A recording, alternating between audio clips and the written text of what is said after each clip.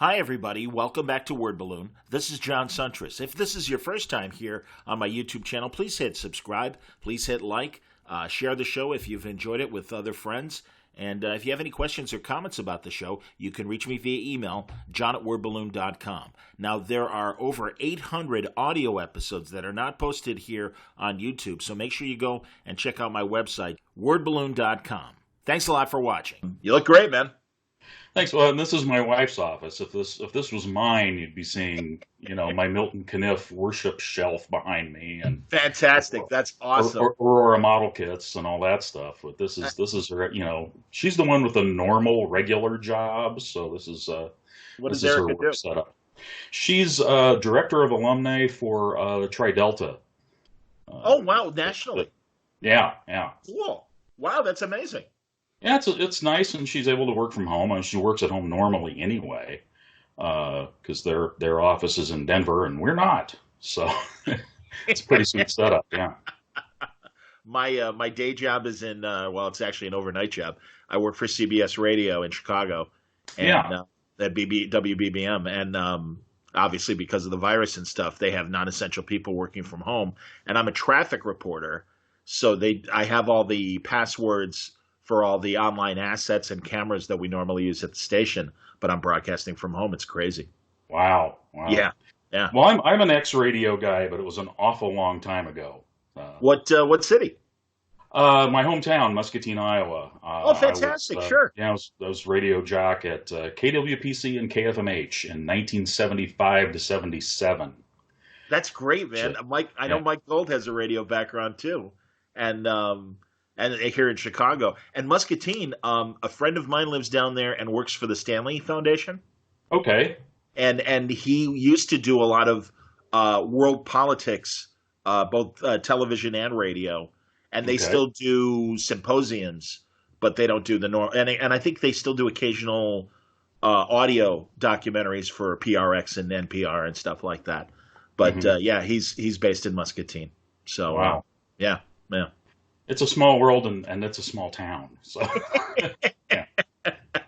Do you mind if this is part of the interview? Is that okay? It's okay by me. Okay, well then I'll welcome you properly then, Terry Beatty, to Word Balloon, and it's a pleasure to talk to you. And I'm a longtime fan, and as you know, I mentioned online on Gilbert Gottfried's Facebook feed that one of my proud original art pieces is a Johnny Dynamite that you did for me in the early aughts at a convention in Rosemont at the Ramada Inn in Illinois, Okay. like Wow. 2005, something like that. Was that the one that had Al Feldstein and Yes. yeah, that was the one that nobody came to because it was a freezing cold, nasty weekend. But yeah, I was one of the handful of people that came, and it was one of my first conventions, so I didn't notice unfortunately. But yeah, Coluto was there, and I believe Norm Brayfogle, and I know a lot of First Comics people were there, like Mike Grell and Right. Mike Gold. Yeah. So yeah, it was a great show. Yeah. Well, I used to come up and do the shows in Chicago all the time because, Muscatine was, about a 3-hour drive. Yeah. And that was the closest to, anything substantial. We had to go to Chicago if you wanted to see a decent concert or if you wanted to go to a convention. It was ChicagoCon. I started going to the ChicagoCon when it was still the Nostalgia Con at the Playboy downtown. Hilarious. Yeah. Yeah, long time ago. Wow. Wow, man. So, do you mind a little origin story and stuff? How did you break in to comics? Oh man, well, I have to search very deep in the memory for this. There were a number of things. For one, again, we already mentioned I grew up in Muscatine, Iowa. Somebody else who grew up there was Max Allen Collins, and Max is 10 years older than me. Okay. And my father taught English at the local junior high and then eventually at the high school. And Max wrote his first attempts at crime novels in my dad's junior high English class. And again, we were 10 years apart, so I didn't know the guy. Mm. But I don't remember what year this was, but at one point I opened up the latest Denny O'Neil, Neil Adams, Green Arrow, Green Lantern comic book, And there was a letter in the back from Alan Collins of Muscatine, Iowa. And I showed this to my dad. And he says, "Oh, that's one of my former students." He calls him on the phone and says, "Well, my son is reading this comic book, and here's your letter." And so that was the first time I ever heard of him. Wow. And then maybe a couple of years later, he published his first crime novels, Bait Money and Blood Money, which are about an ex-thief and a would-be cartoonist who ends up being his partner in crime. And they're just full of comic book stuff, stuff about underground comics and EC comics. And I'm just reading these going, what? Somebody else knows this stuff and lives here in town and was my dad's student? That's just crazy. And so met him a couple times, didn't really get to know him. He was teaching at the local community college and taught a adult ed class in film. And basically the class consisted of seeing whatever was the newest movie that came out at the local Duoplex at our fabulous mall and meeting up at the Pizza Hut later to discuss it. And I took this class. I was still in high school, but I signed up for this adult ed junior college class.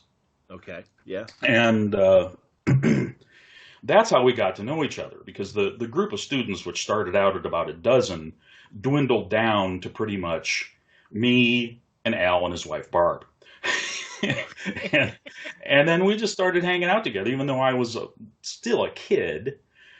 I was very knowledgeable about comics and appreciated, comics history and Sure. original comic art, which he had a fairly nice collection of, and was a fan of his books.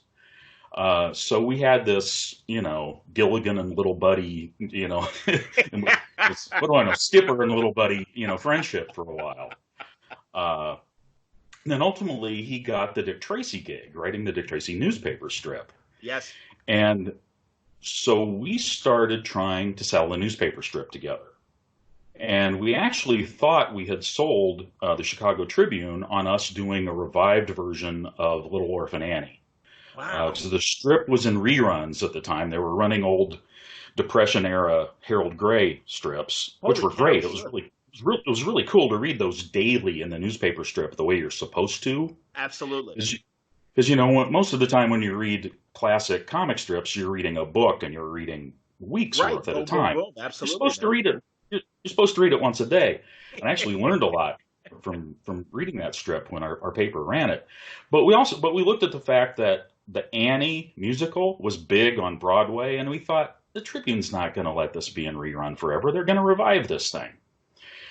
So he had to go into a meeting with his editors in Chicago about Dick Tracy, took me along and the 2 weeks of samples we'd put together and a story outline he'd written. And at the end of the meeting, he said, "Have you got 5 more minutes? I'd like to show you something." And so we pitched this new version of Annie, and they said, "Yeah, we've been thinking about doing this." And they sent us home, and they had me drawing the cover artwork for the salesman's brochure they were going to use to go pitch this thing. We really thought we had the gig. Wow. At least I did. Yeah. And then apparently this guy named Leonard Starr sent in some samples. And, 20-something-year-old kid who really didn't quite know what he was doing was not going to compete with Leonard Starr, who at this point had done, 35 years of on stage. Right. Good. I'm so glad he's name checked it, because I wasn't sure the name of this. I was going to say Mary Backstage, but I think that's the Bob and Ray parody of On Stage or whatever. Mary Perkins on stage. Yeah. So that didn't happen. Okay. And, we were disappointed. And then we kept trying to sell other strips to them. We tried an updated version of Harold Teen that we called Carol Teen. Hilarious. Sure. The original characters were all grown up and they were the adults, and then this would be about the next generation of kids. Sure. And the catch was they would actually meet real rock and roll stars. So we'd have the Ramones show up, and it's like, yeah, right, okay. Hilarious. That did not go over. And so we just thought, well, we're having no luck with the Tribune. So we tried this crazy thing where we looked at the fact that there were all these weekly tabloid newspapers in small towns. Mm-hmm. And penny saver kind of advertising papers came out once a week. And we figured, some of these would probably like to run comic strips, but the way the syndicates are set up, the daily and Sunday strips don't work for them. Right. So we put together this complete weekly page of half a dozen comic strips. Wow. Max wrote most of them. I drew them all. At the top of it was the Mike Mist Minute Mysteries, Yep. which is something that ended up in the Ms. Tree comic book. Yep. And there was like a Betty and Veronica imitation. There was a They'll Do It Every Time imitation. There was a movie star interesting fact feature. Okay, sure. Like a Believe It or Not, but about movie stars. Sure. Yeah, it was called Star Tune, inspired name there. And it just proved that I really wasn't good at drawing portraits yet. Yet is the key word, because, yeah, man, obviously. Go on. And there was a kid and his dog strip that was mine, and a little kid's corner where there'd be a puzzle or a cutout or something. Sure. So we put together this whole page, and we got the addresses through editor and publisher of every single one of these papers and sent out a mailer to hundreds of papers. Of course. We needed 12 clients. We got 6. Oh, man. Yeah, and we thought, well, we'll bite the bullet and we'll do it, and maybe we'll pick up papers as we go along. Sure. We did not pick up papers. Wow. So it lasted a year, and Okay. we had to give it up. But one of the clients was the Chicago Reader. Sure. And they only ran the Mike Mist Minute Mysteries because it was a crime comic from the guy who writes Dick Tracy. Totally. And it's Chicago, so Right. of course. And for people who don't know, Chicago Reader, still around, great free paper, like most newspapers, a fifth of the size it used to be. It used to be a good kind of phone book size weekly. And, now it's, barely a half of a tabloid, newspaper issue these weeks. Yeah. But go on. So the connection that got us into comic books is that Dean Mullaney is attending the Chicago Comic Con and picks up a Chicago Reader and says, well, look at this thing. Look at this crazy Minute Mystery strip. And so he asks Max, do you have enough of these for a book? Well, we had a year's worth. Wow. And so, yeah. So my first comic book was through Eclipse Comics, and it was a collection of the Mike Mist Minute Mysteries. That's fantastic, man. I'm still waiting for my royalty check. Yeah, I understand. Never a dime, not a dime off of that. Wow. But I'm okay with that, because what that led to was a couple months later, Dean calling Max on the phone and saying, hey, I'm starting this magazine we're going to call Eclipse, and it's going to be a black and white anthology, half a dozen different features. Would you like to do some kind of private eye thing for that? And Max made up Ms. Tree on the phone. Yeah. And then that was, Yeah, you guys are off to the races, man. And one of the 12 years of my career. Absolutely and truly, I'm only a few years younger than you, Tara. I'm 55, and man, I remember in the 80s, Ms. Tree was just honestly one of the best black and white comics out there, and it was always exciting, great dynamic, violent action. I know, and really, it's my 15th anniversary. It'll be May 10th, and one of my first interviews was with Max, and it started off as a video interview, and we talked about the creation of Ms. Tree and the inspiration of Mike Hammer's, like, what if Mike Hammer's Velma, right? Velma, wasn't it? Or Velda. Right? Velda, excuse me. Yeah, what if Mike... Although the real person was Velma. Oh, that's... Yeah. But yeah, what if like Mike Hammer died and Velda had to take over the business, basically? And that's fantastic. That's essentially the premise. How original of us. That's awesome. What are you talking about, man? Well, That's great. It's an homage, which Max says. Max always describes that as French for ripoff. But what do you do? We made it our own. I mean, ultimately she's not Velda. She's a variation on the character. So yeah, and now I'm trying to remember. Was her name Michael? Yes. Yeah. Everybody in that strip is named Michael. Late husband is Michael. His kid is Mike Jr. There's everybody's named Mike. That's awesome. No, but man, and the emotions that you would put on her face. And I mean, again, you guys put her through the ringer in terms of the stories. And I noticed too, I bought, people can, by the way, buy a great collection of the DC years you guys started off with, as far as the new reprints of the collections. And Yeah, uh, Titan and Hard Case Crime are reprinting. They're going to reprint the whole run. The that's second excellent. volume's coming up soon. Yeah. And I just saw the cover for the third, which is lovely. I'd tell you the name of the artist, but I'm old and I'm not remembering it. So There, no, I mean, I have the first volume. It's fantastic. After, all right, so like, how many years did it run as a black and white? I know I'm making you think now. I apologize. yeah, you're So asking like me, you're asking me a early number of '90s. It's questions. I don't know. okay, but like early '90s, you Well, guys we make the did. deal with DC. Well, we did. Well, the DC deal was 80s. Still, we Oh, started out. I think it was still in 1980s. I could be wrong. We started out at Eclipse, where we yes. did the one story in Eclipse magazine, spun it off into its own comic book. We did 9 or 10 issues there, and then we went to Aardvark Vanaheim, which was Dave Sims' company of Sure. Cerebus Park. Although our connection there was always Denny Lubert, his wife and an ex-wife. Okay. And when they split, she took all the non-Cerebus comics with her and founded Renegade Press. And we were with Renegade through issue 50. Wow. Uh, Yeah. and and then we did 10 big quarterly issues at DC, and that was it. Until Max wrote a Ms. Tree novel that I painted the cover for Hard Case Crime. Yep. No, that was amazing. And again, I'm really glad you guys are bringing it back. I think it's truly one of the groundbreaking series of the black and white era. And I'm glad that you guys had that opportunity with Ms. Tree Quarterly at DC to continue. It was in color. Did you color it, or did you guys have somebody?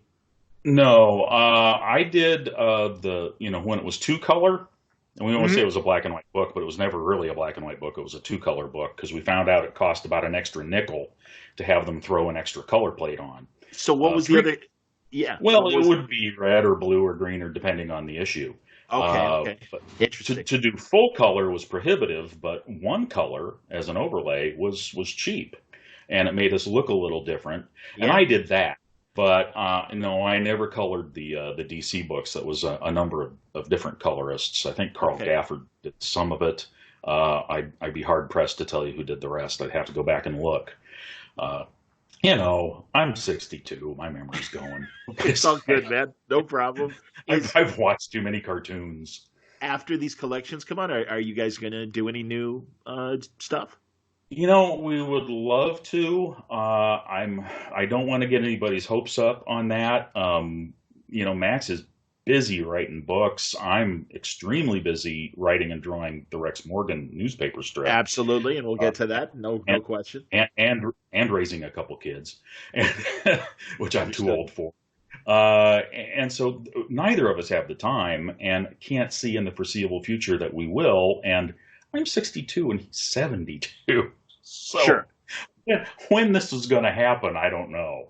Understood. No, I understand. Well, I'm glad that at least and again, you guys have so much material to republish and stuff, and through Titan and Hard Case, people can get a great taste of this, because again, this is truly one of the seminal series of the '80s, and knocked me out. And it came again, saying my age and everything, 55. I mean, the direct market was still brand new as far as I was concerned, and it was Right. really exciting to see the different kind of material that was in the direct market, much more adult, much more violent, or even sexual than what we were getting on the spinner rack, at 7-Eleven or your local candy store or drugstore back then. Yeah, you weren't supposed to be reading that book unless you were an adult, but that's I have no control over that. We had a really angry letter from a mom who had picked up one of the early uh, reprint collections of the book at her local library, thinking it'd be good reading for her kids, and was not happy with us about that book. What can I say? We're trying to do comics for grown-ups. Absolutely, man. No, and that's the great thing. I think I was college age back then. I was told there'd be no math today either, so I can appreciate our kind of scratching our heads right now. But All right, so moving because again, Mystery new collection coming out. I want to say June, and I'm not sure. Obviously, with the current status quo with the virus and everything, if that's going to impact, if they're just going to Who release it knows? digitally. Yeah, exactly. It's kind of up in the air. But at the very least, you can pick up Volume One either digitally or maybe your local shop will have it. Some of the smart shops, I'm sure, are carrying the first volume. Yeah, and it's So you can pick it up at wherever you buy books online. yes, It's there. absolutely. Yeah, we have the second volume of the Ms. Tree series that should be out soon, but again, who knows?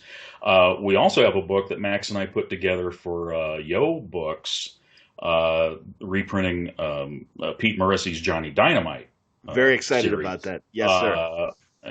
along with one Ms. Tree story that is a Johnny Dynamite crossover. So if you were a Ms. Tree completist, you have to pick that one up too.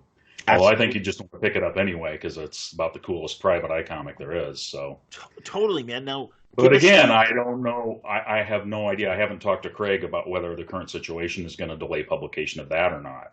I understand. No, I totally understand. He's got another cool pirate book that I was talking about with Ed Cato Yeah, that that looks great. yeah, collects a bunch of Golden and Silver Age pirate stories over the years. And so Johnny Dynamite. Now, give us the background of that character because, like you said, this collection is mostly Pete Morrissey, and you guys revived him for Mystery, and it was a backup. Was that of the original stories, or was it you and Max doing new Johnny Dynamite stories back then? We did both. Max and I basically bought the rights when Robin Snyder was selling off the Charlton characters. DC Okay, bought all sure. the superheroes, and Lord knows who bought what else there was, and this was left over. Interesting. And we Sure. said we want this, uh, and so we reprinted the original stories in the back of his tree, because at the time we were also doing Wild Dog for DC, Yes, another and great character. Yeah, well, yeah, go on. it was tough for me to keep up doing both projects. So we thought, well, okay, we originally were going to do Ms. Tree as an anthology comic book anyway, which is why it was Ms. Tree's Thrilling Detective Adventures to begin with.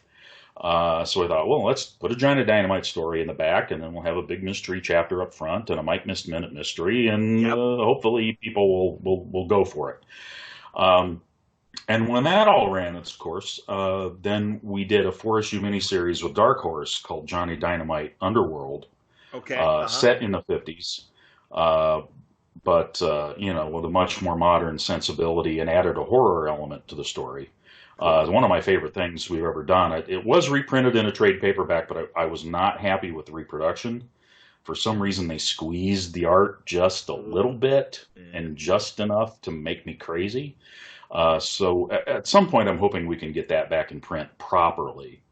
But the story on Johnny Dynamite was, I think it goes back to 54 or 55, and it was created by Morrissey and a writer named Ken Fitch, although I believe his real name was William Waugh, and he wrote a lot of comics over the years.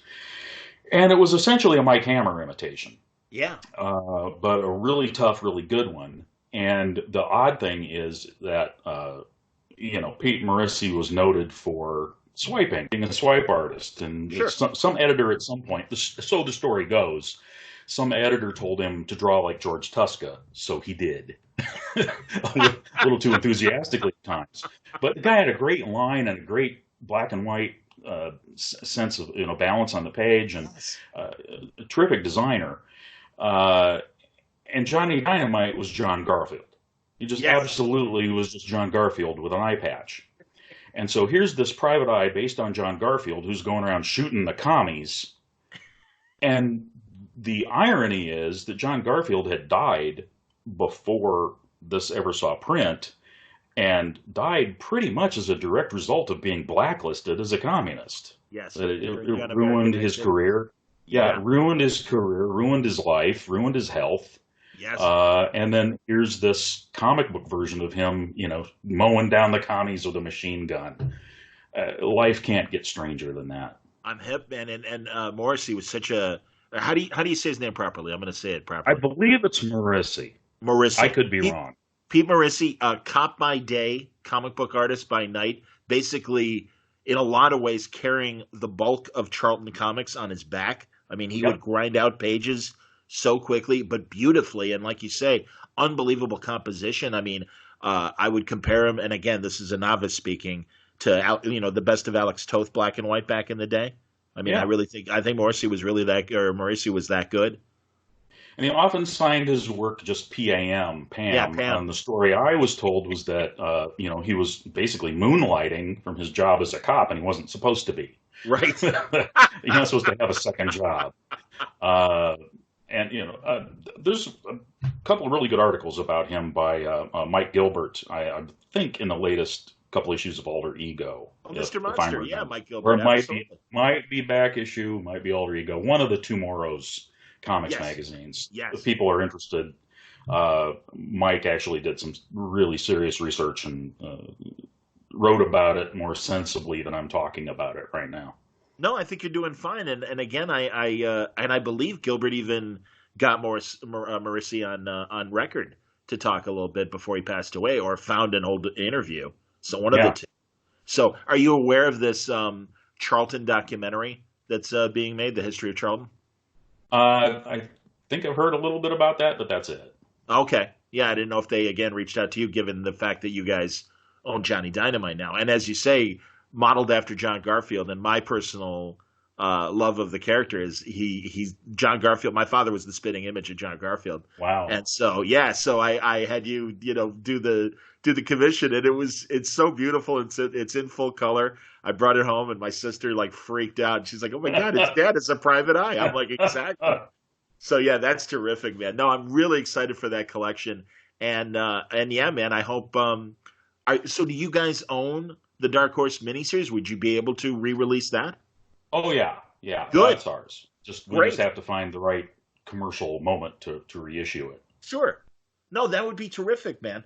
And then yeah, let's talk about Wild Dog for a second, because certainly Wild Dog is enjoying a nice television life, or was on the Arrow series. Yeah, I like it when they have him in my costume because that's all that survived of our concept was the name and the costume. Right. I'm okay with that, by the way. People have asked me, "Was it okay with you that he's a different guy?" I'm saying, "Yeah, because we created that back in the '80s, and he was a Midwestern white guy, and we'll probably have enough of those." Sure. So Yeah, I'm yeah.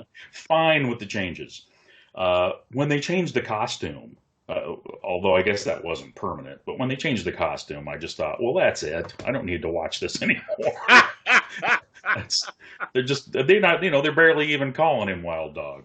Well, What's the difference? and then again, I'm not with the IRS or your accountant, but like, did they do right by you and give you some money? They paid us exactly what they were contractually obligated to pay us.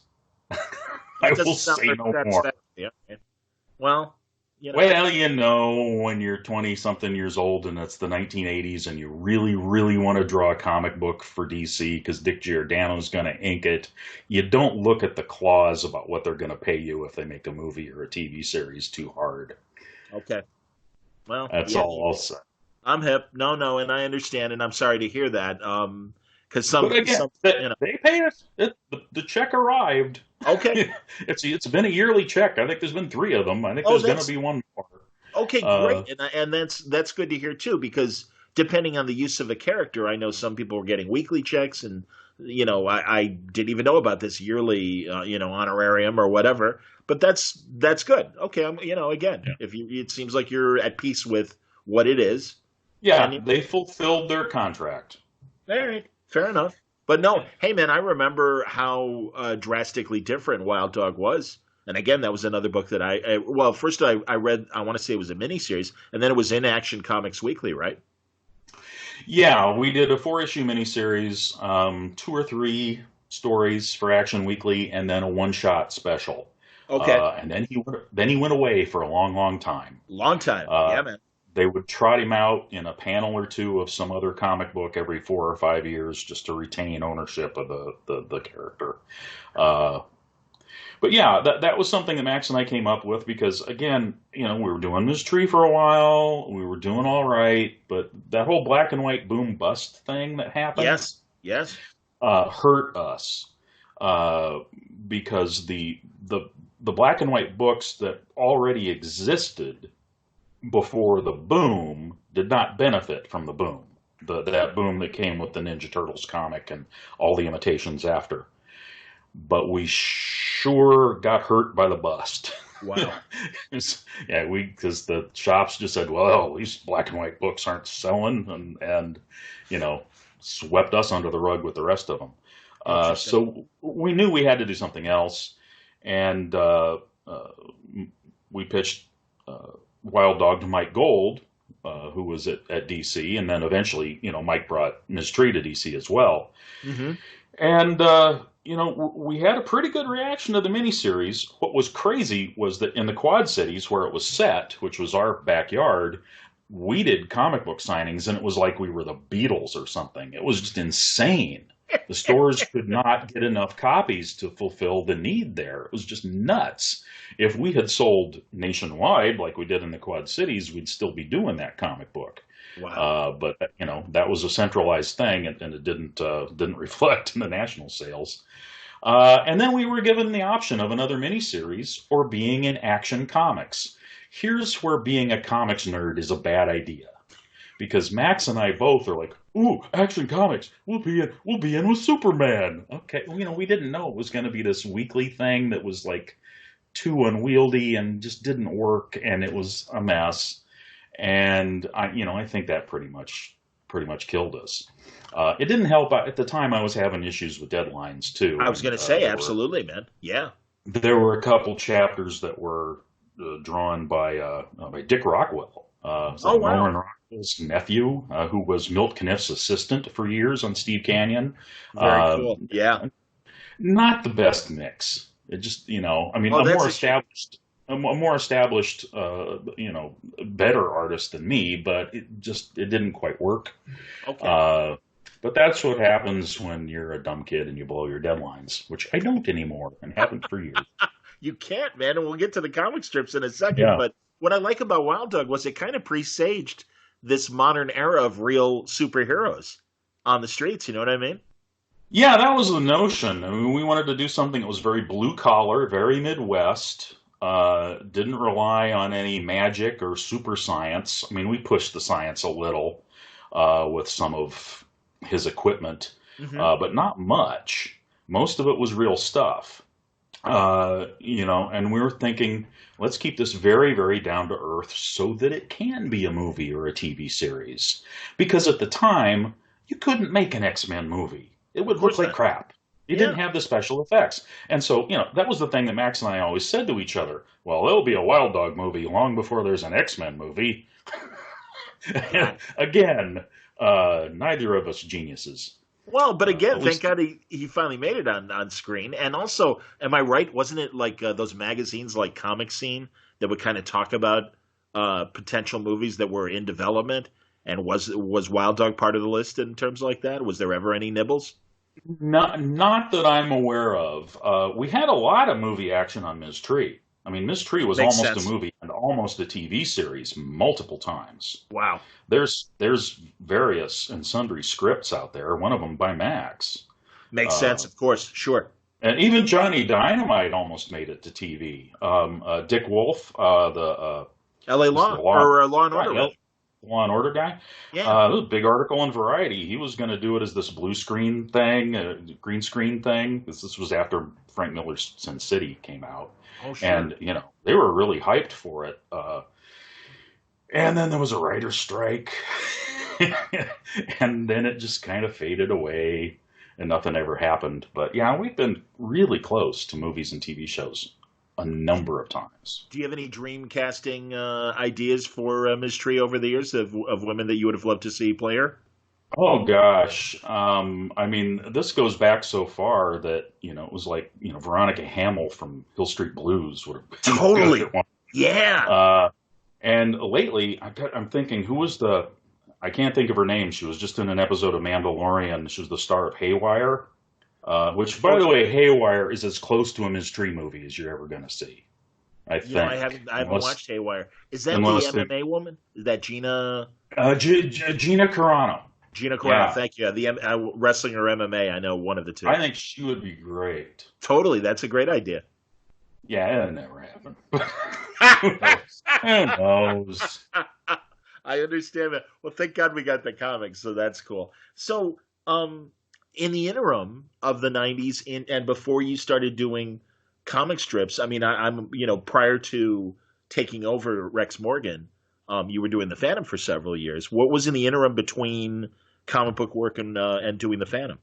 Well, I've kind of had these three periods of my career. I had Ms. Tree and Wild Dog, where I was primarily penciler, co-creator, and then I had this big period where I was a comic book inker, which sort of happened by accident. Uh, I mean, I'd done a little bit of inking. I inked Joe Staten on the PIs, which was a Ms. Tree spin-off that we did at First Comics that co-starred his Mike Mauser character. Cool. Yep. So I'd had some experience with that, but really didn't see myself as being a comic book inker. Uh, but stumbled into doing that and made a pretty good career out of it for about 15 years maybe. Wow. Primarily working on the animated style Batman stuff at DC.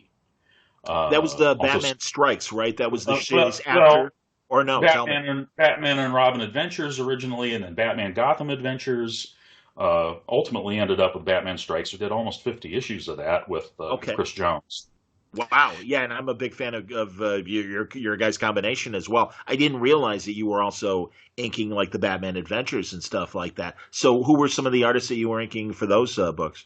Tim Levins, Rick Burchett, Sure. Ty Templeton, Bo Sure. Hampton. Yep. There's others, and I'm going to forget, and they'll be upset with me. But it was a long run. I did about Yeah. 11 years on those various titles. And I'll tell you how I got the gig.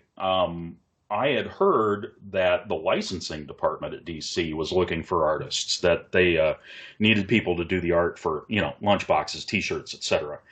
And for people who lived through the time that the Batman the Animated Series was on the air, they don't remember how much merchandise there was. It was Oh just yeah. everywhere. And Oh yeah.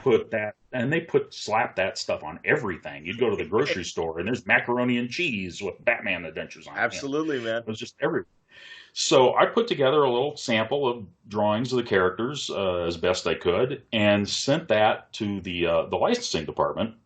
And then I thought, well, I'll just spend the extra stamp. This is how long ago this was, sending it by mail.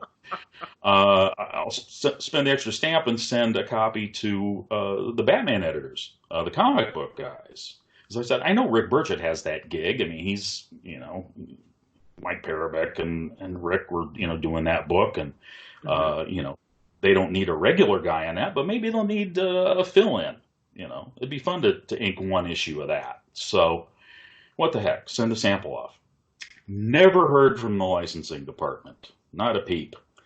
But got a call from Jordan Gorfinkel, who was one of the Batman editors, and said, hey, Rick Burchett is going to take 6 months off to get Superman Adventures going. How'd you like to ink the Batman Adventures book in the meantime? Of course. And that 6 issues turned into, 11 years Wow. of inking the various and sundry books as they went along. So, hey, I'm glad I spent the extra stamp.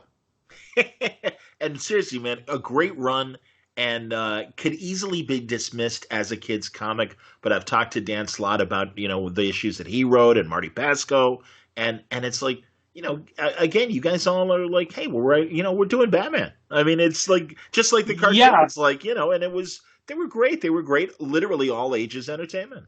Well, I think the people who look at it and dismissed it as a kid's comic are being short-sighted because, Yeah. for one, this is the animated series Batman, which was a Batman known by and liked by far more people than were ever reading the monthly real Batman comics Yep. at the time. And this, I swear, as the years go by, the value on those books is gonna skyrocket because the print runs were so small. And it's frustrating because I know there are some shops where it was the best-selling Batman book because the Interesting. shops that knew how to properly sell it sold a lot of copies. Yep. And they confounded, the folks at DC when they talk about that. It's like, what? The Batman Adventures is your best-selling book? Are you kidding? And I said, no. because we can sell that to parents. We can't Yeah. sell the standard monthly book. It's too dark. It's too Yep. adult. But, parents walk in with their 8-year-old and want a Batman comic. This is what we sell. And it looks just Uh, like the cartoon, obviously, so that and it looks certainly like helps the as well. cartoon. It's familiar. It's still good stuff. It's kid friendly, but it's not kiddish, which is Yes. what the comic books used to be in the first place. I mean, people forget that like Denny O'Neil, Neil Adams Batman was sold to kids too. Yep. All ages doesn't mean it's for babies. But, No, absolutely, but man. And again, my dad was a GI reading comics in the post World War II occupation time. I mean, and that was, a shared interest of ours because, he was a young man in his 20s still reading comics and enjoying them and stuff. Yeah, it's interesting how things change.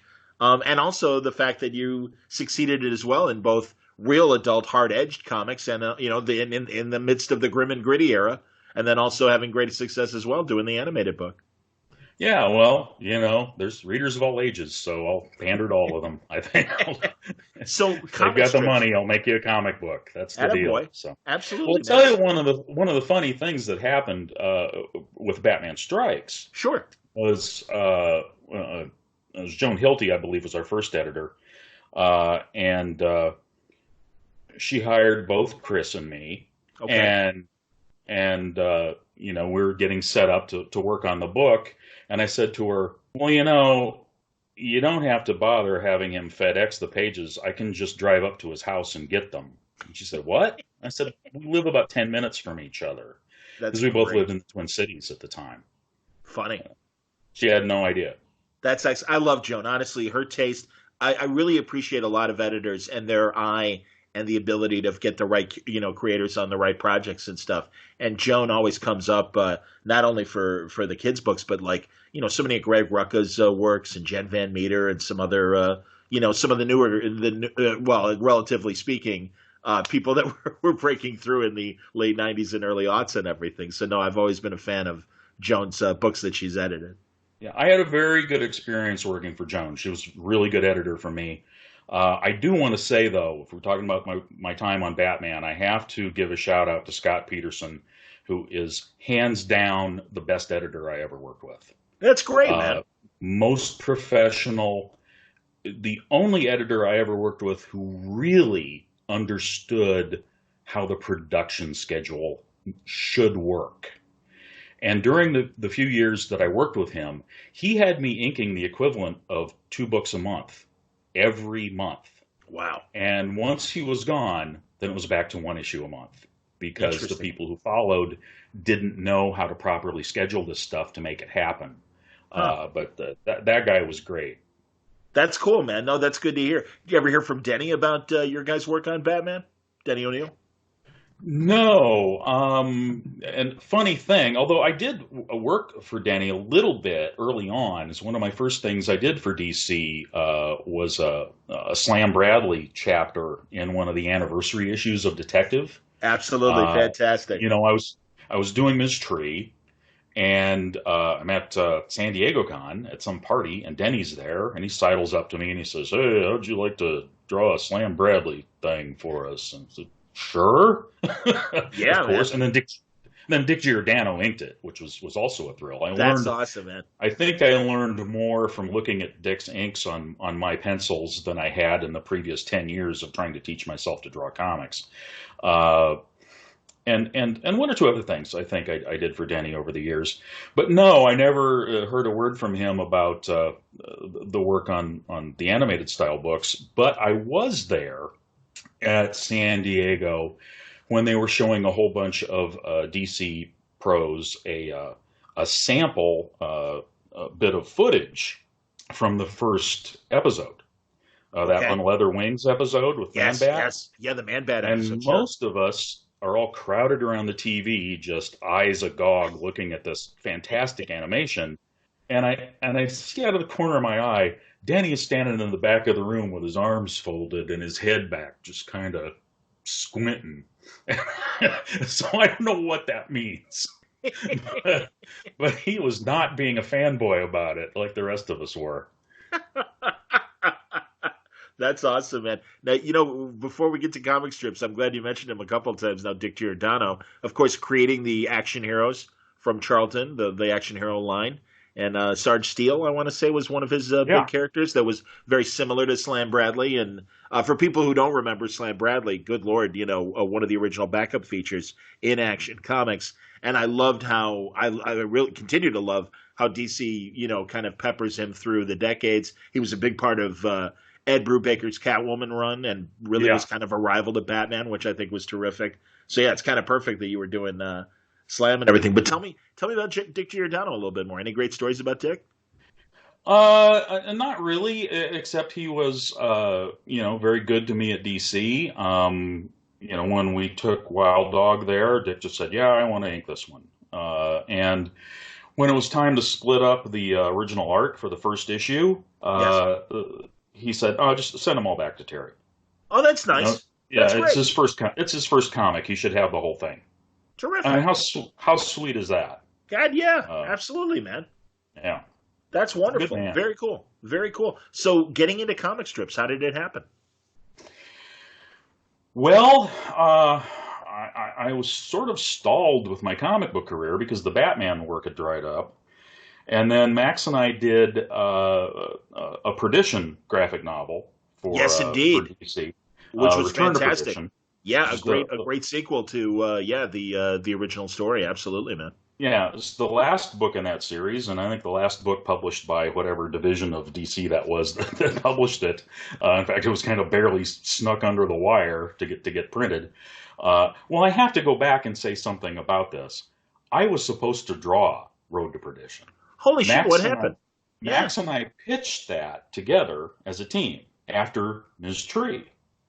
And, they looked at the material. They said, well, we'd like to do this, but you guys just did Ms. Tree, and, it didn't Ah, really sell well for us. And maybe we should pair you up with another artist. And I said, oh, go ahead and do it, man. I'm not going to keep you from doing the project.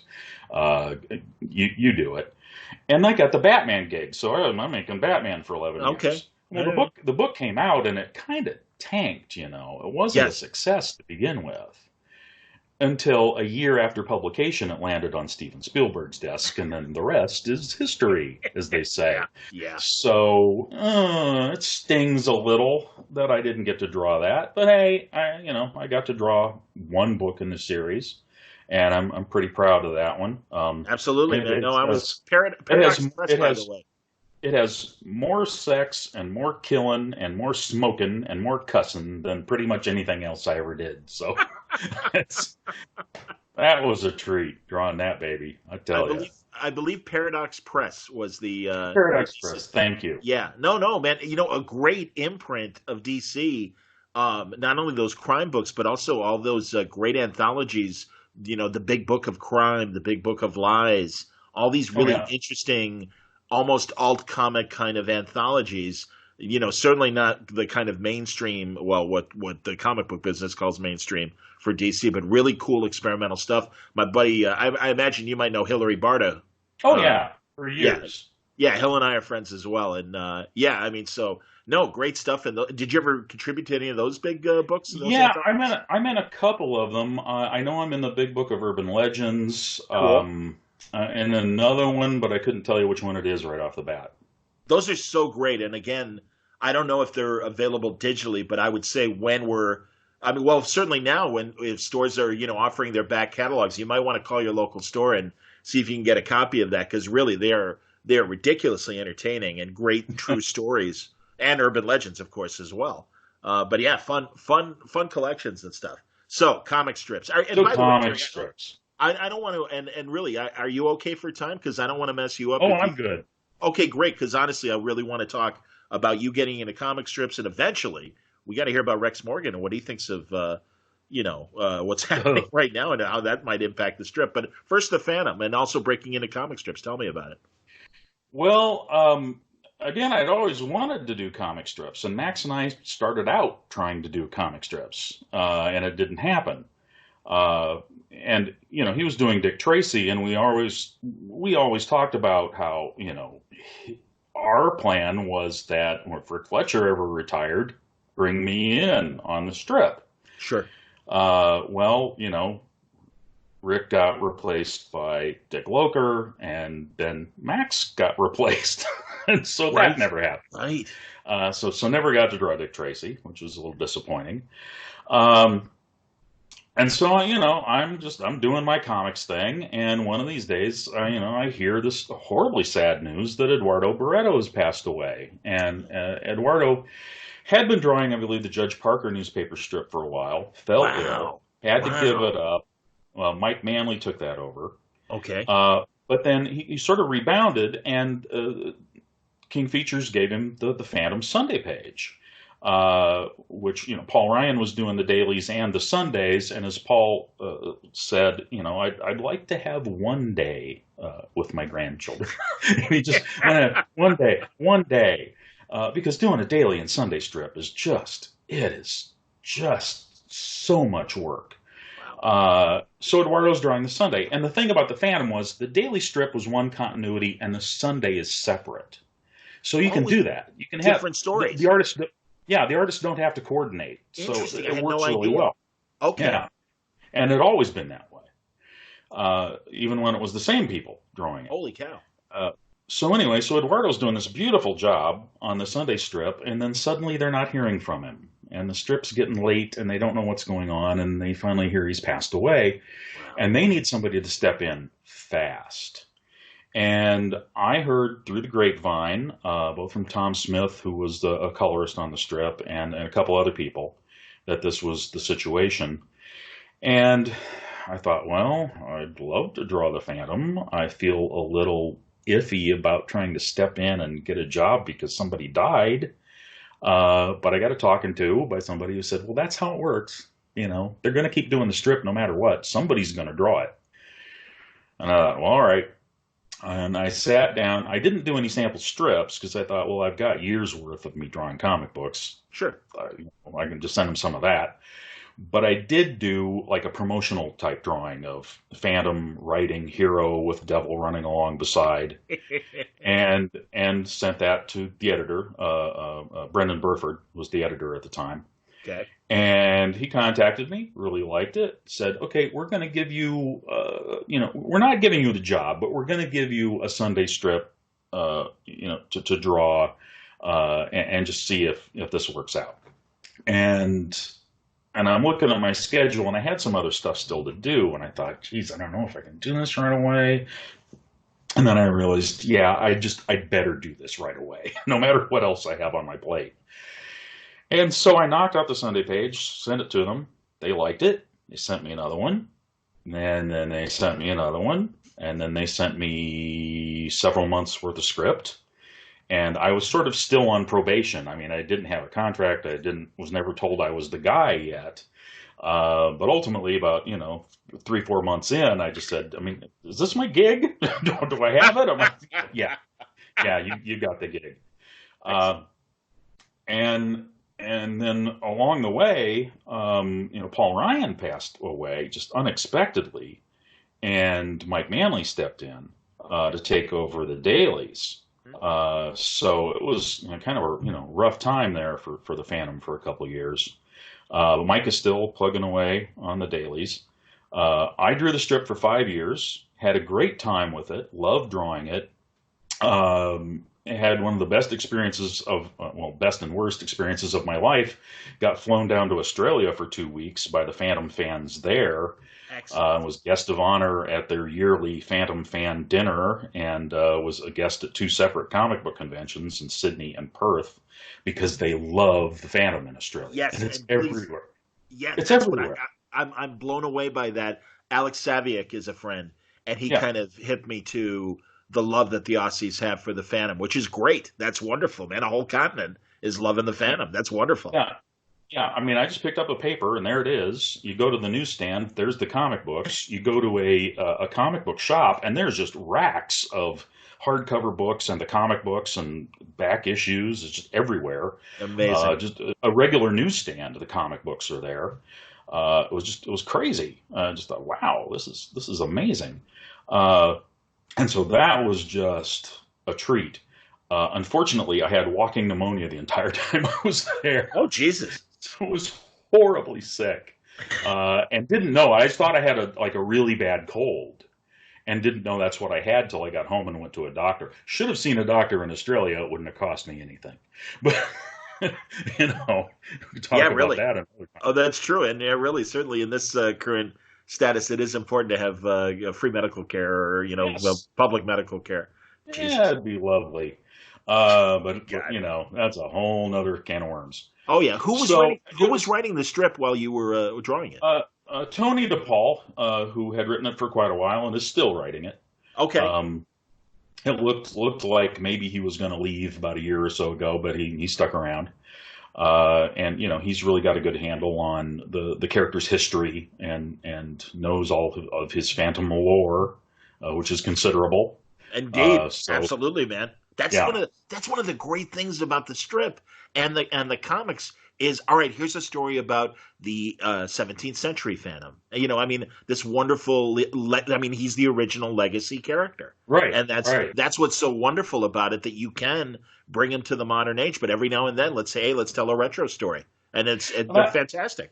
Yeah, and I got to do a couple of those, and it was a great deal of fun getting to draw pirates and all that sort of material. Totally Also, when I came on the strip, Tony said to me, "Is there anything you want to do? I mean, is there some kind of story you want to tell?" And I said, "Yeah, I want to do a Mandrake crossover because fantastic. Wow. because the Phantom had appeared in the Mandrake strip, but Mandrake, except for being a guest at the Phantom's wedding, had never really appeared in a story with the Phantom in the Absolutely. Phantom's strip." Sure. And so we did that, and during the time our Mandrake Phantom crossover was seeing print, Fred Fredericks retired and the original Mandrake strip ended. Wow. So what's really weird is that the last Mandrake story was ours, Holy cow. not Fred's. And Fred drew that strip for like 47 years or something. It's something astounding. Uh, I mean, that's amazing to me Yeah, man. that somebody's able to work that long, and then he was, gosh, like almost 90, I think, and still drawing the Unbelievable. strip. Well, this is the great thing about King Features is apparently you can work there till you're in your 90s, because a number of guys have done it. I mean, Fred was one. Joe Giella was drawing Mary Worth up until a year or two ago, Wow. and he was on 89 or something. Frank Boll was drawing Apartment 3G, and he was in his 90s when that strip Unbelievable. ended. Man, It showed, these are great guys. Oh, no, did it really? That's a shame. I understand. yeah, it showed, but still, just to be 90 years old and drawing, it was doing just the dailies, 6 days a week, Sure. daily strip. I Just the mean, dailies. Jesus Christ. Yeah. when I'm in my 90s, I hope I can put on my own socks, I'm with you. let alone do the work of a daily or Sunday newspaper strip. Wow. Wow. I mean, But I, this whole culture is amazing. And I read Cullen Murphy's great Cartoon County book that came out either last year or 2 years ago, and all about that county in Connecticut that John Cullen Murphy, his father, was doing Big Ben Bolt, and all the right. different people that were doing both humor strips and action strips and soap operas, the whole thing. Yeah, It back fascinates me. when you made the real money for Yeah, drawing no, these things. exactly. Syndication. Yeah, you're right, man. When it was, yeah, real money and stuff. No, so I stepped on you. I'm sorry. Please continue, Terry. If you had, No, I was going to say I ultimately had to give up the Phantom because of Rex Morgan. Because I started on Rex Morgan. Well, Graham Nolan had left the strip. He drew it for something like 14 years, and he had also drawn the Phantom for a while, hmm for quite a while. So there's this weird thing of just we're the guys who drew the Phantom and Rex Morgan. That's a small club.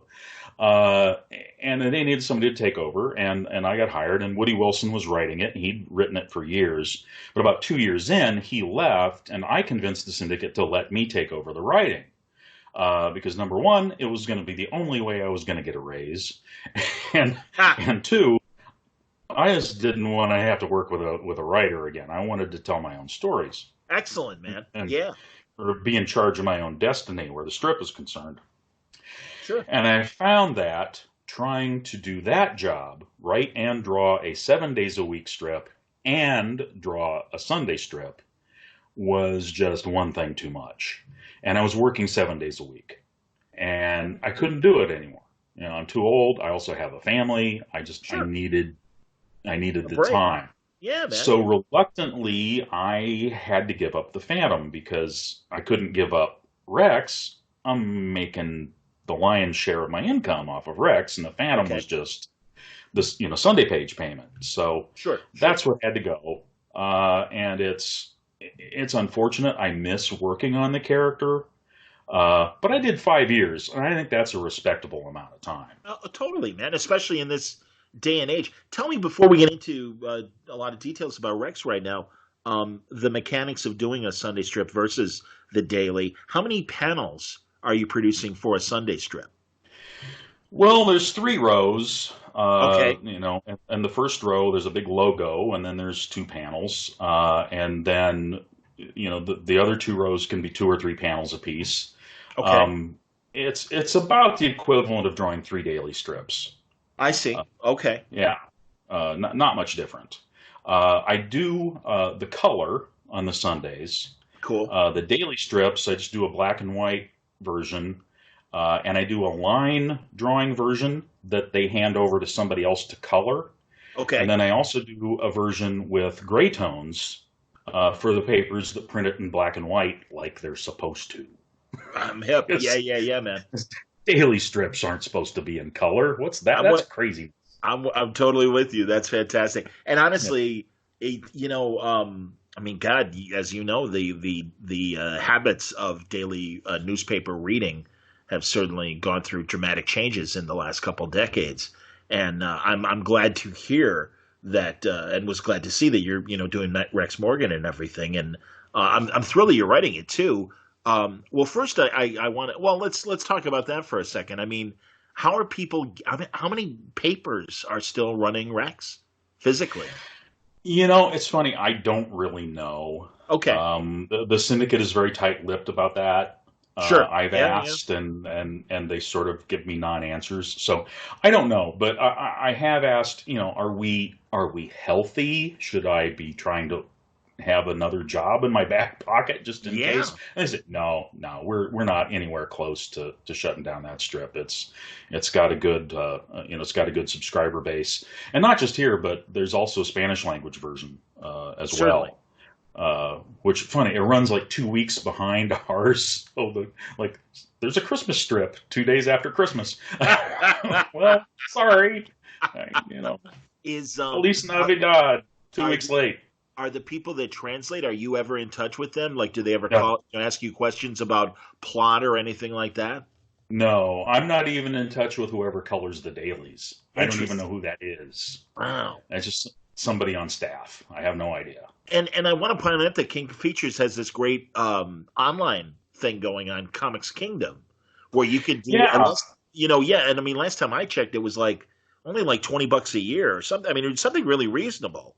And it's cheap, and you can just go there and read the strip daily without even subscribing. But good if point. you have access to like the archives, you can go back 10 years and read the strip. You could read the entire run of my work and what came before, and you can read all these other strips. And they also run classic strips too. Yes. There's ECC, there's Popeye, Yep. there's all sorts of great vintage material available there. So if you're a comic strip fan and you're not subscribing to Comics Kingdom, I don't know what's wrong with you.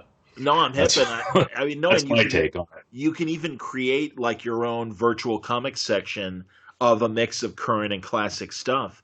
And yeah, man, I was doing that. I was forgive me, I didn't realize you were doing Rex, and I'm thrilled that you're doing it because that's the again these strips from your childhood, you can't help it. When I was in radio in Central Illinois, I remember like an idiot, and I mean, really, still in college, going, "What's with Mary Worth? I mean, why is that still even in the papers?" And the phones lit up. How dare you say that about Ah, Mary Worth, sir? Mary Worth is going to be in this town a lot longer than you, pal. And they were right. well, that's the thing. The comic book fans sort of look down their noses at the soap opera strips. They're not interested in them. There's the segment of comic book fans who are interested in the adventure strips, Flash Gordon, Steve Canyon, etc. Sure. But it's not everybody. There's some comic book fans who, if it's not a comic book, they don't care. Uh, the newspaper strips are this different animal that they're just not interested in. But the soap opera strips just don't get any respect from the comic book fans. But they do have a very loyal readership, and that is something that happens if papers drop Rex. There's a real good chance that they that they put it back in the paper. I was trying to say a word I couldn't say. Reinstitute it. Was that the word I was trying to come out of my mouth?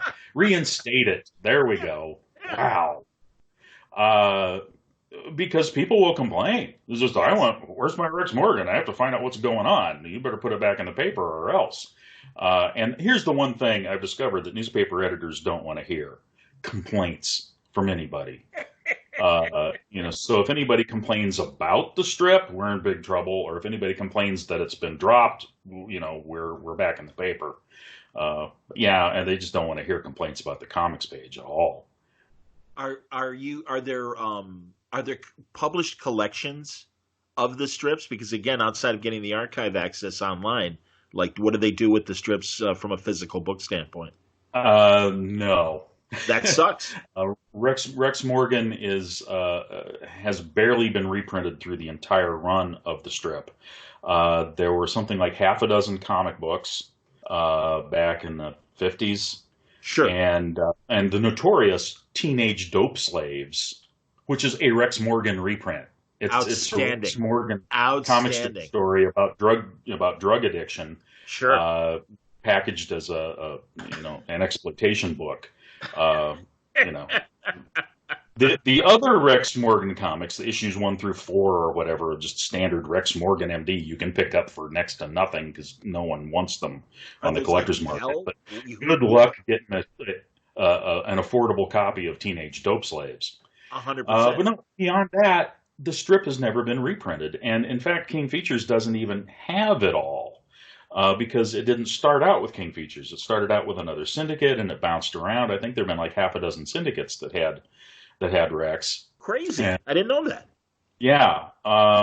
So King doesn't have the early stuff in their files. Now, thankfully, if you're on Facebook, there's a guy named John Wells who runs a page called something like the Batavia Funny Pages, or Batavia Vintage Funny Pages, something like that. And he has been running his clipped copies of the very early Rex stories, just as as a feature on that Facebook page.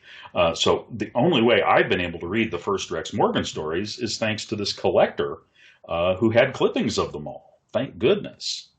Although it doesn't really affect how I write the strip, because to my mind, the Rex and June I'm writing about are not the same characters. I've read that. Yeah, go on. Yeah, they're kind of a legacy version of the original character. Or you even make mention that there was a previous Rex Morgan MD, right?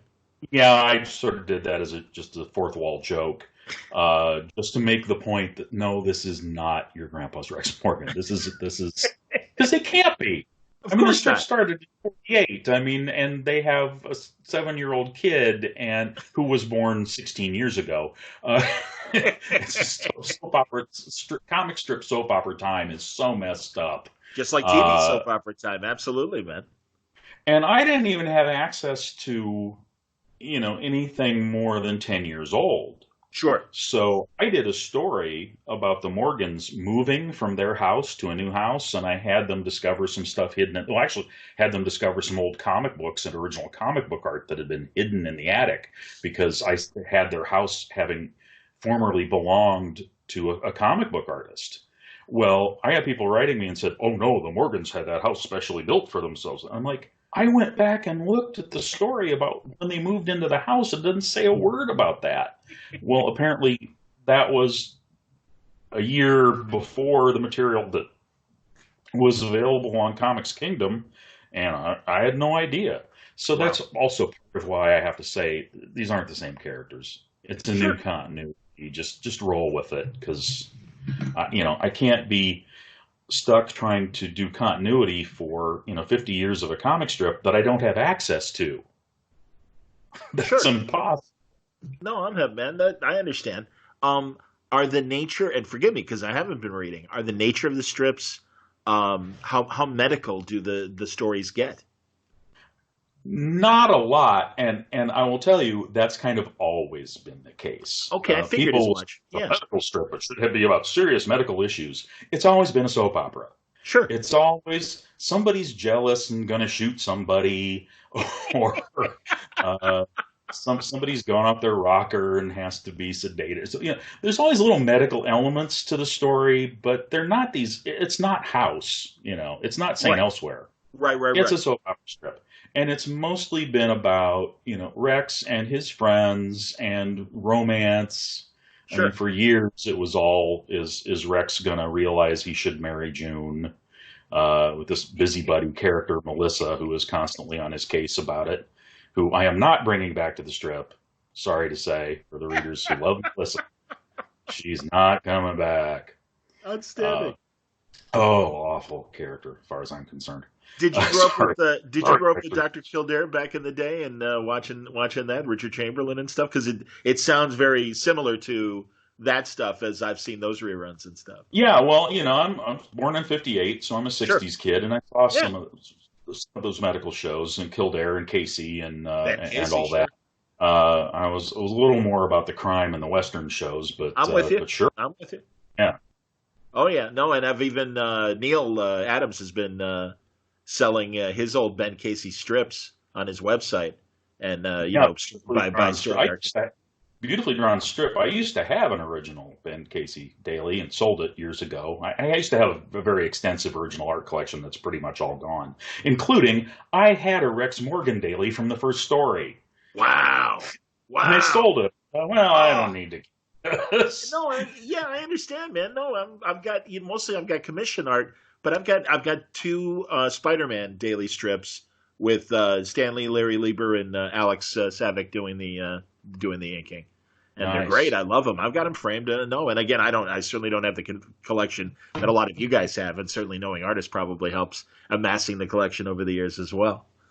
Oh, well, we can go off on a tangent here, but I started That's all collecting good. original art in the mid '70s, when you could get this stuff for a song, and I owned things like, I mean, I had EC pages, Wow, I had Kirby Western pages, I had a wow, Steve Ditko Spider-Man Doc Ock page that I paid 125 for.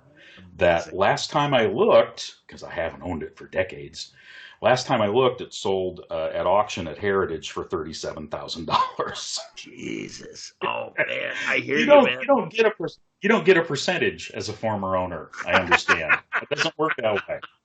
Oh. And the thing is, we sold this because we always thought, oh, we can get another one. All this stuff is out there. You can always get another page. I'll sell my Ditko page to buy a painting I want because I can get another one someday. No, I can't. I understand. Absolutely. So Rex won't be tackling COVID-19 at all in the strips or any acknowledgement of the status quo? Well, here's my conundrum. This is very difficult. The strips are written and drawn 2 to 3 months ahead. Sure. And the story that is starting right now, and I'll spoil it a little, is Cool. about a traveling musician, a touring musician, who comes down with walking pneumonia on the tour. Wow. And because I had some experience with walking pneumonia, you write what you know. Uh, and so I've got Buck, who is our pop culture character guy, going to see this musician, in a crowded bar with a big crowd of people. Well, that's not happening in the real world, but there it's going to be in the strip in the next few days. And he's on stage, Wow. coughing and covering his mouth with his fist, which apparently you're not supposed to do now. No, no. And that's what the next story is about this guy who has to self quarantine because he's got walking pneumonia. Wow. You're But it prescient, man. was That's good. but I'm writing and drawing the last week of it right now. And only now am I able to work in any just kind of veiled reference to the Are they current nervous? situation. Would Because again, where are we going to be 2 months from now? Certainly, I understand, and also, like, would King Features be a little worried about? Yeah, something we want a distraction. We don't want, and I'm sure Yeah, you're thinking about that too, obviously. yeah, they're a little concerned. And one of the new features on Comics Kingdom, they've now given cartoonists a blog, and I have not written an entry yet, but my first entry will be explaining this story away and just saying, Sure. guys, wrote it a couple months ago. Who knew? Uh, and the next story, I think, because of this situation, is going to be a flashback. Okay. Oh, that's a good idea, man. That's a really good Yeah, idea. I just don't see any other way around it, until we really know how this is going to shake down. And like I said, even though the medical thing is part of the strip, but since Rex has had a family, and there's 3 kids and 2 dogs in his house now, Okay. uh, it's become far more a family strip, and again, soap opera strip, romance and intrigue and all that, uh, than medical. Okay. So, but even that, I thought I've got a couple characters who I was going to go back to who are engaged and they're going to be getting married soon. One of them runs a restaurant, the Oh, other's a jeez. nurse at the clinic. And I thought, well, yeah, well, is the restaurant closed? Yeah. I No don't kidding. know. Yeah. Will it be closed 2 months from now, 3 months from now? I don't know. Yeah. Flashback story. Yeah. I don't blame you, man. No, no, no. How long do your stories usually last? How many weeks? Uh, Typically 2 to 3 months. Uh, Okay. So three 12 months at weeks. the Yeah. longest. Yeah. Okay. Yeah. 8 to 12 weeks. Okay. That's cool. And 4 panels a day? Oh no, 2 or 3. Only 2 or 3? Okay. Yeah. You know. Part of that is that the strips are smaller in Sure. the printed version than they used to be, and so the lettering has to be bigger, so there's Okay. less room to draw. Jeez. So yeah, it's 2 or 3 panels. It's hard to squeeze in more. Now, strips I was drawing this week, actually, technically, you could say some of those have 4 panels because they're telephone panels. Oh, sure. It's split screen. So 2 panels of a split screen with somebody on either side of the jagged line talking to Sure. each other. I suppose technically that's 4, not 2. And that's also something I wrote myself into a corner with this story. I've got this guy self-quarantining, and he's dealing with another one of the characters, and they're making plans about something that they're going to do, but they can't actually be in the same room. So there's several weeks of the strip that are just people on the telephone. That's hilarious. Do you, And there's no way around it. So that's what I had to draw. are you thinking about, and I'm certainly not trying to create more work for you, but when you mentioned the split screen, I almost wonder, and of course, actually, even right before I was on the phone with you, I was having a Zoom conference with a couple friends, and, we had 4 of us on a screen. And, would the kids or anybody like that, could you imagine future stories where kids might have a conversation and they're all on Skype or they're on, Google Chat or something like that, where, you might take advantage of today's technology in terms of communication to do something different in the strips. Possible. Yeah, just wondering. Yeah. All Best right. answer I can give you on that one. Okay, understood. No, that's great. Seriously, man. And also, God, it was great to read on Gilbert's Facebook fan page and stuff that you slipped in a little cameo of Gilbert in the strip, and he was at like a your guy was at was it Buck? Okay, Is we're that who was at talking the? we're talking about Gilbert Gottfried, but we should Oh Gilbert yeah, please. And Gottfried's yeah, shame on me for not saying amazing Gilbert. colossal podcast, which I'm addicted to. As am He I. and Frank Santapadre. These guys do this great podcast where people who don't listen to it don't know. They're mostly interviewing older show business people, Yep. oftentimes just weeks before they die. Sadly, yes, Will Jordan, Yeah, the great you know, impressionist. Yeah, yeah, they got him thankfully before he passed away. Larry Storch, well yeah. into his mid 90s. Great Well, Larry's conversation still with him. around, but Oh yeah, who knows for how long? yeah. I mean, yeah, Yeah. not to Uh, curse him or anything, but yeah, man. No, I'm glad that they're having these conversations. I'm a big old show business fan as well. I love that show. Yeah. So that they just and Gilbert's a fellow monster movie nut, so Yep. it just ticks off all my buttons. And I really my goal in life is someday be on that podcast. But I was going to ask, man, you'd I be think great on there, man. It no, would be I think fantastic. I think Drew Friedman has the cartoonist guest thing locked up. Uh, don't He had think Al Jenkins. I don't think Rex Morgan's hip enough to end up on Gilbert and Frank. But yeah, I love that show. And one of the things that's recurring in this strip is my character Buck. Again, he's the pop culture guy, Yep. and he's agent for an elderly cartoonist who is essentially Graham Ingalls if Graham Ingalls had lived and been a nice guy. Wow. Uh, and he's doing the collector shows with this guy, horrible Hank Harwood. And so I've got Rex and June showing up at the collector show to go see them and a relative of June's. And so I worked a version of Gilbert into the background, as well as Eddie Deason, who I'm a fan of, and Sure. who was just had a very serious illness and is recovering. So it was Guilfoyle Gottlieb and Dizzy Eddie.